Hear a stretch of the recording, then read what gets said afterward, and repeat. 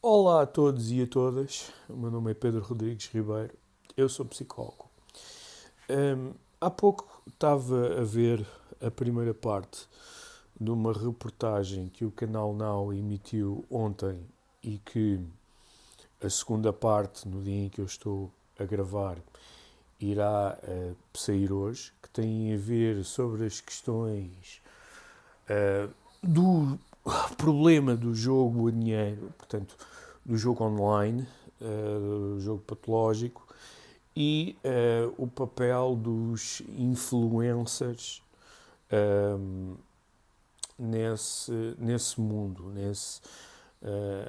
na questão de terem uma parte ativa enquanto problema do jogo patológico, do jogo online e daquilo que hoje em dia nós observamos como as problemáticas ligadas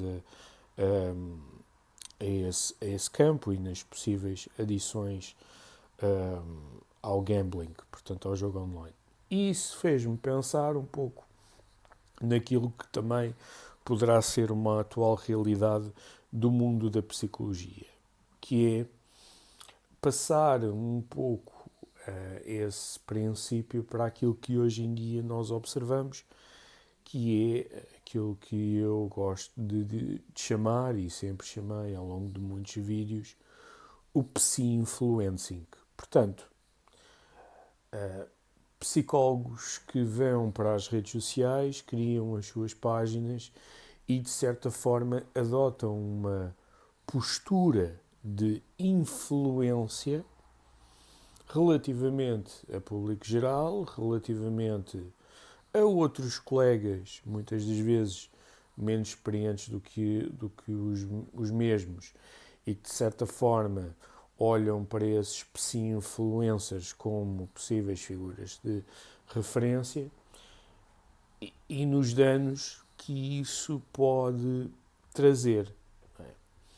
Porque a dada altura o mundo da psicologia e da exposição mudou de tal forma com as redes sociais que as pessoas decidiram integrar outras formas de fazer marketing ou de dinamizar ou de expor aquilo que é o seu trabalho, e com a utilização das redes sociais, nomeadamente o Instagram, e aqui eu quero fazer um destaque especial ao Facebook e ao Instagram, e mais à frente ao TikTok, excluir um pouco o LinkedIn, porque o LinkedIn sempre foi uma plataforma profissional e, portanto, a exposição do LinkedIn é menos pop do que todos os outros sites, todas as outras redes sociais, como é o caso do Facebook, como é o caso especialmente do Instagram e agora com maior prevalência com o TikTok.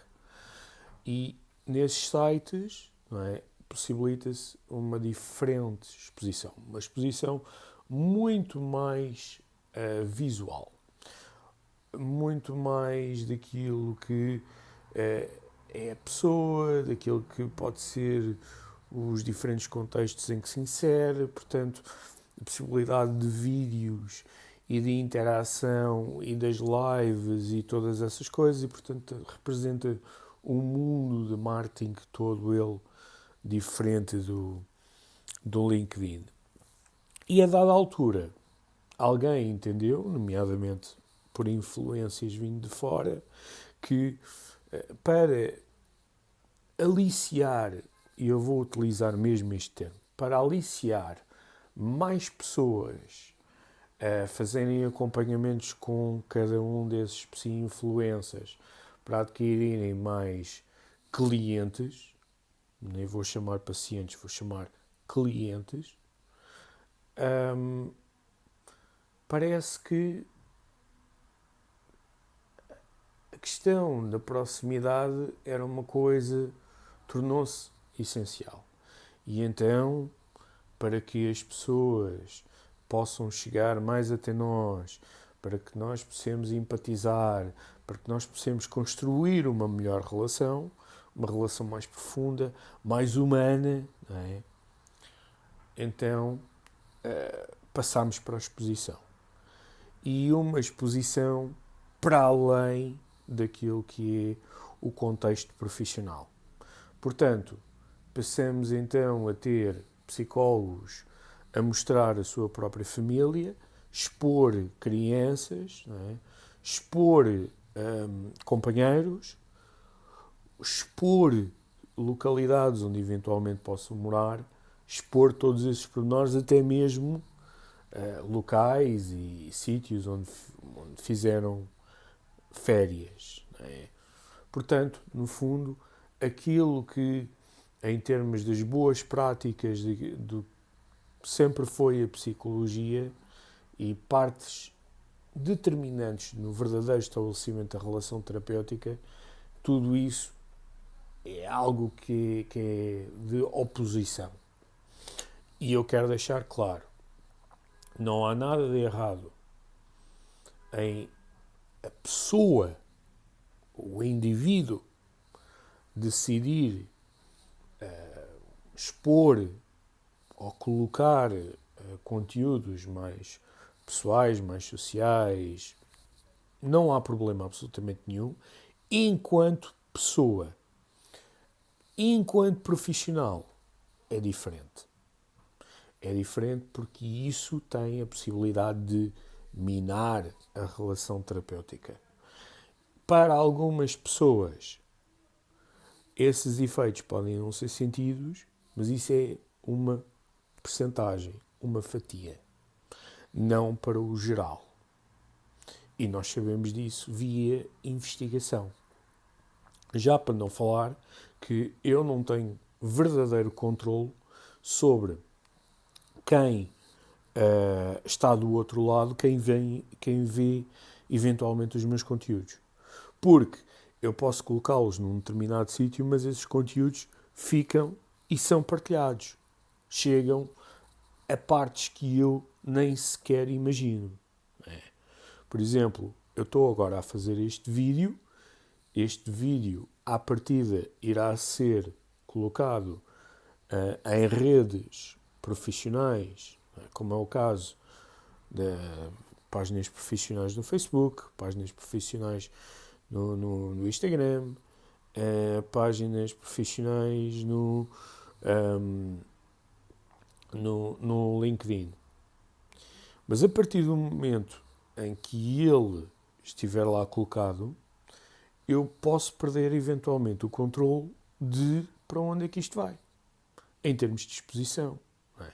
Ou seja, eu posso eventualmente ter uma ideia de quem primariamente recebe, que são as pessoas que fazem parte da minha rede, e mesmo assim, se eu tiver muitos contactos, também não tenho a certeza, não é? Quem é que vê, quem é que não vê. E depois, se essas pessoas compartilharem, então aí ainda vai um pouco mais para além. Portanto, eu não tenho contacto, não tenho verdadeiramente controle sobre. E por isso é que eu, enquanto profissional, que é aquilo que eu estou aqui a fazer, falar enquanto profissional, não enquanto só pessoa, estou a ter cuidado naquilo que eu estou a dizer, não é? Para não partilhar nada que possa, que possa aproximar ou que possa levar a pessoa a ter um acesso a informações minhas que não são, não fazem sentido para aquilo que eu quero passar, para a postura profissional que eu quero ter, e para isso eu também estou a ter muito cuidado com aquilo que eu estou a dizer. E esta onda de influência, não é, tem de facto um efeito nefasto, em que a dada altura faz substancialmente diminuir a qualidade da informação que é passada por essas pessoas, por aquilo que eu gosto de chamar os psi-influencers, porque aí, em vez de se tratar de qualidade de informação, é mais conteúdo, é mais quantidade e, portanto, a qualidade fica abaixo e passamos a observar uma psicologia pop e não uma psicologia baseada em evidências, em partes científicas que é aquilo que a psicologia se destina enquanto ciência, não é?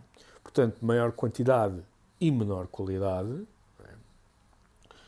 E depois toda uma crítica abrangente, não é? Que as pessoas depois fazem, que ai não, esses conteúdos ai não, os meus colegas dizerem isso e eles colocarem estes tipos de conteúdos. E eu penso assim, ok, o que é que leva uma pessoa vê um conteúdo? Obviamente pode disputar a forma, não é? Por exemplo, as pessoas podem olhar para os meus vídeos e dizerem: epá, o cenário não é coisa, isto, a luz não é apropriada, estás a gravar no telemóvel, não é assim, a qualidade de som é assado, blá blá blá blá blá. Ok, podemos discutir a qualidade do vídeo. Depois também é colocar. E outro nível de análise é discutir o conteúdo. E aí, o que é que acontece? Muitos desses influencers metem-se a discutir conteúdos que até têm alguma qualidade, que até têm algo a trazer de bom, mas como não são esta onda pop, criticam colegas, né, por estarem a fazer isso. Mas depois eu pergunto-me, ok, e qual é que é o conhecimento dessas pessoas para determinar se esses conteúdos são válidos ou se devem ou não ser passados? Quem é que lhes atribuiu, digamos, essa autoridade que falam com uma tanta sentido de pertença? E porquê é que essas pessoas falam com tanta autoridade? Bom, primeiro, porque receiam, não é? Têm que se proteger, porque se calhar há uma parte delas que até reconhece que isto é psicologia pop e que estão a fazer isto para tentar aliciar pessoas e, portanto, vou-me proteger, que é para não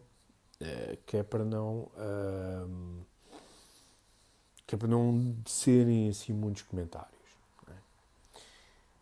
Pronto, essa é a primeira. E depois, também colocam-se neste lugar de sapiência, muitos deles, porque têm uma rede de suporte, de apoio, quer de outros colegas, quer das pessoas que seguem, que lhes dão um determinado sentido de invulnerabilidade, que é, eu como sou tão popular e tenho este estilo, sou invencível, ou eu posso dizer ou achar aquilo que eu entendo e isso passa a ser lei, quando não é.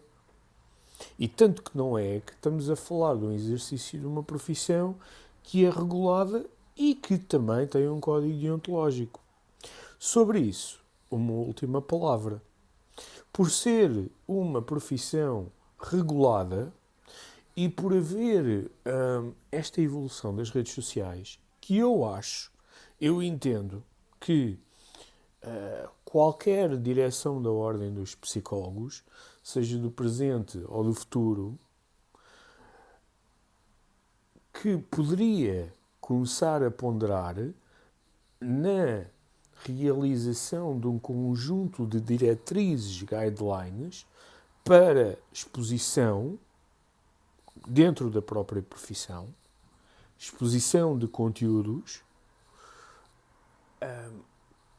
de modo a criar uma homogeneidade de quem faz conteúdo e, portanto, homogeneizar aquilo que é a qualidade da informação, ao mesmo tempo de que se prevenir que se entre por caminhos em que possam desvalorizar aquilo que é a imagem e aquilo que é a verdadeira ciência da psicologia.